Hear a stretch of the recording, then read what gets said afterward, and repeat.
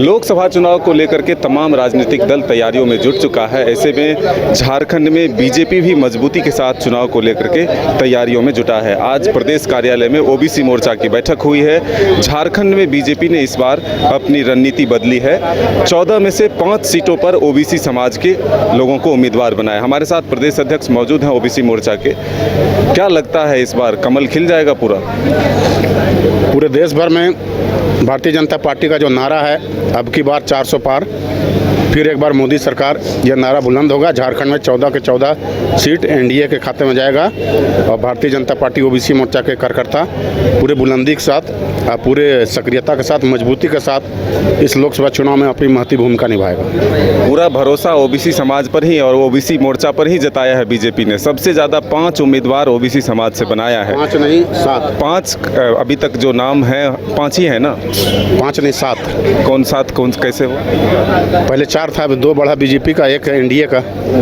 NDA वो आजसू को जोड़कर जी एनडीए का। ऐसे में ये बताइए जो उम्मीद है बीजेपी को, उसके लिए आप लोग क्या करेंगे? ओबीसी मोर्चा पर विशेष जिम्मेदारी है। ओबीसी मोर्चा के कार्यकर्ता काफ़ी उत्साहित है और ओबीसी मोर्चा इस चुनाव में भारतीय जनता पार्टी के ऐतिहासिक रूप से वोटर रहा है। आप परंपरागत वोटर जो भारतीय जनता पार्टी का वो ओबीसी वर्ग ही रहा है। तो इस चुनाव में ओबीसी वर्ग और ओबीसी मोर्चा के कार्यकर्ता इस बात को महसूस कर रहे हैं कि पार्टी ने उस पर विश्वास जताया है और पार्टी उनको महत्व दे रही है। इसलिए इस चुनाव में पूरे सक्रियता के साथ, मजबूती के साथ अपनी भूमिका निभाएगा। लेकिन विपक्ष जो है ओबीसी समाज में जाकर ये कह रहा है कि सिर्फ वोट के लिए ओबीसी का यूज करती है बीजेपी, वोट बैंक बनकर रह गया है। जो आरक्षण की बात की जाती है वो अब तक बीजेपी नहीं दे पाई।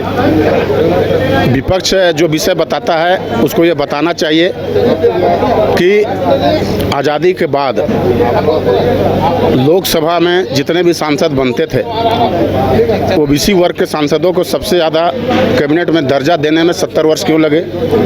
आदरणीय श्री नरेंद्र मोदी जी ने 27 ओबीसी सांसदों को केंद्रीय मंत्रिमंडल में जगह दिया।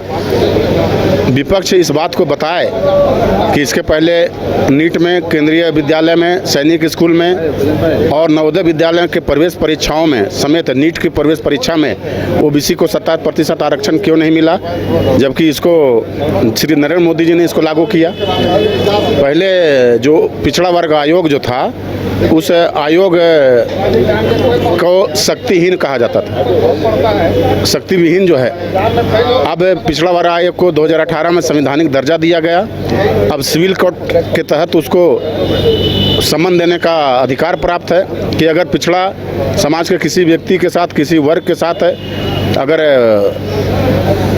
उसके अधिकारों को छीना जाता है तो पिछड़ा वर्ग आयोग उसकी सुनवाई करेगा और उसको न्याय दिलाएगा। ऐसे तमाम उदाहरण है। आप पीएम विश्वकर्मा योजना का देख लीजिए, जो 18 प्रकार के कारीगर है उसको 3 लाख रुपया का लोन दिया जा रहा है। इस विषय पर जो बाकी जो दूसरी पार्टियां ये कहती है, उन्होंने जब वे लोग सत्ता में थे तो इस पर ध्यान क्यों नहीं गया? लेकिन अभी जो झारखंड में आंदोलन चल रहे हैं 27% आरक्षण को लेकर के, क्या आप लोग इस मांग को आगे बढ़ाएंगे अगर चुनाव जीतते हैं तो? पिछड़ा जाति मोर्चा अपने गठन के कार्यकाल से ही ओबीसी समाज को झारखंड में 27% का आरक्षण मिले। जो 8 जिले हैं जिसमें ओबीसी आरक्षण शून्य है, उनको न्याय मिले, इसके लिए संघर्षरत है। यही वो सरकार है वर्तमान में जो जेएमएम कांग्रेस की सरकार है, जिन्होंने पंचायत चुनाव में ओबीसी को आरक्षण नहीं दिया, नगर निकाय चुनाव में ओबीसी आरक्षण देने की मंशा नहीं है, इसलिए अभी तक चुनाव नहीं कराया। और यह मांग ओबीसी मोर्चा शुरू से कर रही है और लगातार मशाल जुलूस के माध्यम से, धरना के माध्यम से और राज्यपाल को ज्ञापन के माध्यम से, प्रदेश स्तर पर राजभवन में धरना के माध्यम से, महाधरना के माध्यम से हम चाहते हैं कि इस झारखंड में ओबीसी समाज को 27% का आरक्षण मिले और नगर निकाय चुनाव में भी ओबीसी को आरक्षण मिले, तब चुनाव हो। क्या उम्मीद है? कहाँ से है? रामगढ़ से। रामगढ़ से। क्या स्थिति है ओबीसी समाज का, क्या है इस बार रुख? बिल्कुल एक तरफा पोलिंग होगा। पूरा आशा और विश्वास के साथ ओबीसी समाज के लोग माननीय नरेंद्र मोदी को इस बार 400 पार विजय बना के और शीर्ष पर बैठा। आप कहाँ से? हम बोकारो से आए हुए हैं। बोकारो में क्या स्थिति है? बहुत अच्छा स्थिति है। सब मोदी जी को देखना चाहते हैं फिर एक बार मोदी सरकार। आप कहाँ से हैं? हम कोडरमा लोकसभा से हैं। कोडरमा में क्या स्थिति है? कोडरमा में पिछली बार भी सबसे ज़्यादा वोट के अंतर से जीते थे, इस बार उसका रिकॉर्ड तोड़ना है। लेकिन ये जो विपक्ष कहती है कि बीजेपी सिर्फ ओबीसी को वोट बैंक बनाकर यूज करती है, इसको किस तरह से आप लोग काटेंगे? नहीं, ऐसा तो नहीं है। आज़ादी के बाद सबसे ज़्यादा सुविधा जो मिला है वो अभी मिला है, वैसे पहले कभी तो नहीं मिला था। पिछड़ा समाज पर जो इस बार बीजेपी ने उम्मीद जताया है, सबसे अधिक उम्मीदवार पिछड़ा समाज से, ओबीसी से, क्या लग रहा है कि बीजेपी की नैया इससे पार हो जाएगी झारखंड में? बिल्कुल नैया पार होने की बात नहीं है, बिल्कुल लक्ष्य तय है और लक्ष्य एक तरह से सिर्फ घोषणा होना बाकी है। क्लियर हो गया, एकदम क्लीन स्वीप। मतलब ये फार्मूला काम आएगा? बिल्कुल बिल्कुल। क्या कहेंगे आप? भारतीय जनता पार्टी और ओबीसी मोर्चा 400 के लक्ष्य के संकल्प के साथ चुनाव मैदान में उतर चुकी है और यहाँ झारखंड में 14 लोकसभा सीट पर हम लोग भारी मतों से विजयी बना करके मोदी जी को पुनः जो है प्रधानमंत्री बनाने के लिए संकल्पित है। तो ये आपने सुना, अलग अलग जिलों से जो ओबीसी मोर्चा के कार्यकर्ता और नेता पहुंचे थे, वो कह रहे हैं कि 400 पार का जो लक्ष्य है उसे वो पूरा करेंगे और इसके लिए वो दिन रात मेहनत करेंगे। अपने सहयोगी विकास के साथ Madan Singh, news bye scope, Ranchi.